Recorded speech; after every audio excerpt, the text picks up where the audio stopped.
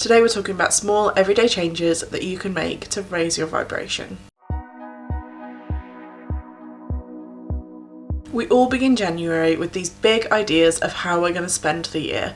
We're making huge changes, we're setting big lofty goals to try and make our year the best yet. But what we don't do is dive into the small everyday changes, which are where the impact really happens. The thing is with manifestation, which we'll talk about in another video, you have to embody the changes for them to happen.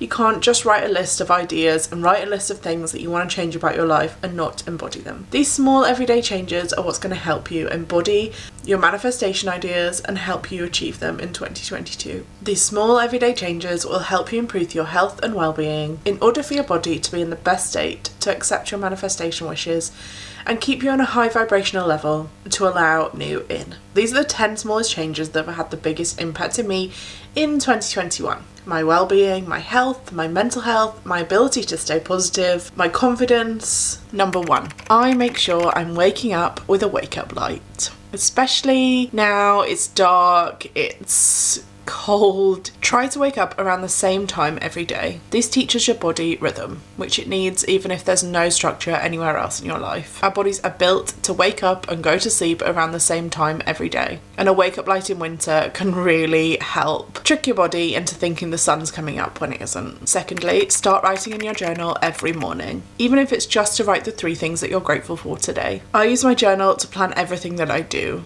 And it makes such an impact on my mental health when I'm not even just writing a few sentences each day. Combine this with meditation if you have time, but if not, find a point in the day that you can carve the time out just for you. Staying on the theme of a journal, I write a to-do list every single day. Things drift off, get forgotten about, and just don't happen. Either you're a list person or you're not. But I promise, if you're not a list person, then converting yourself can be so helpful. The satisfaction and personal reward that you get from ticking those things off your list, the level of organisation you'll feel, the relief of not having to keep everything in your brain. Plus, lists can help make those big lofty dreams seem possible. They help you break it down into easy chunks, so you're not feeling the anxiousness of this big goal that you have no idea how you're going to get to. Drink more water. I don't even need to explain this one to you. Just drink more water.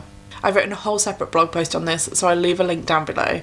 Water changes your life. On the same theme, try and eat better. We've all just come out of Christmas. We're feeling the January pressure of everything around us telling us to eat better. We're bombarded right now with people telling us to lose weight and look better. But this isn't about that. This is about feeding your body the things that make you feel better, that make your life easier. For me, that's whole, organic, in-season vegetables, plant-based, unprocessed foods, and a relevant amount of protein. Often in plant form. Unless you've got super strong willpower, changing everything in one day is hard. So why not try starting with breakfast, then change lunch, and then change dinner, change snacks. Just start on whatever is the easiest point for you to start. And eventually you'll realise that everything is plant-based and you're no longer missing what you thought you would.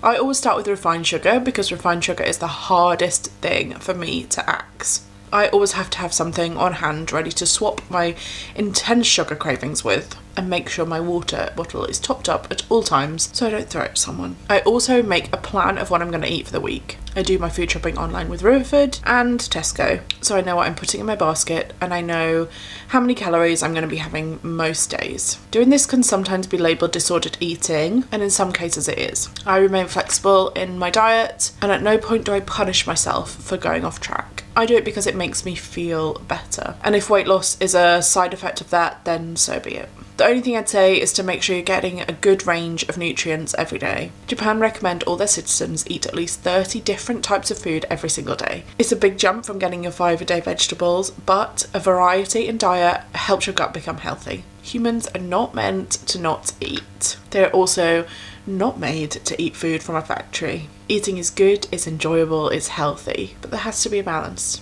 As with everything in life. Try to move your body every single day. Right now, I am not entirely embodying this advice, and I can feel it. If I take you back to January 2021, the biggest change of my year this year has been movement. I have moved my body more this year than I probably ever have in my life. And folks, let me tell you, I feel incredible because of it. I now try and move my body at least 10 minutes every single day. I do all types of movement from strength to yoga to dance to swimming and walking. It helps my body release negative toxins through sweating like it's never done before. You don't have to join a gym right now, although it is a good time if the deals are on. I'd recommend getting an online or in-person personal trainer and invest in your health, or do it from home. Walk. Just please move your body. This also leads me to getting outside. Our 7th tip of the video. Fresh air is the answer to 99% of your problems, I swear. We aren't built to be stuck in little boxes every day. We are built to be out in the world, breathing in different environments, feeling the sun, feeling the wind, feeling the rain on our skin, allowing the earth cycles to tell us where our energy should be each day. This is what we're born to do and have done for as long as humans have walked the earth. Curate your socials. Social media isn't going anywhere, especially in 2022. It's only going to get bigger. However, we can and we should all take a break. It'll always be there waiting for us and nobody's going to miss us. We've got to take control of how we use it. Unfollow the people that leave you feeling negative or mute them, and allow yourself to go on there to feel motivated.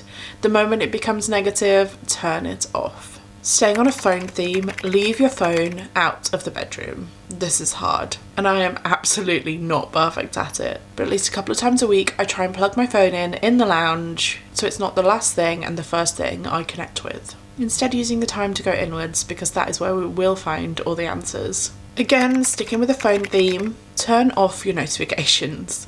Oh my goodness, I cannot tell you how much of a difference this made to my life. They now get delivered in 2 scheduled deliveries a day, or they're just off altogether. I only have the emergency ones, the phone calls, the things that need to be delivered on time. Sometimes I even switch those off. I promise you, it makes a huge difference. Check your stats and see what apps you're picking up, what kind of things are sending you notifications, and I think you'll actually be shocked to see how many notifications some things send you per day. I said this whole video that we're doing 10, but I have another 2, so now we've got 2 bonus ways to raise your vibration. Keep your space tidy. Oh my goodness.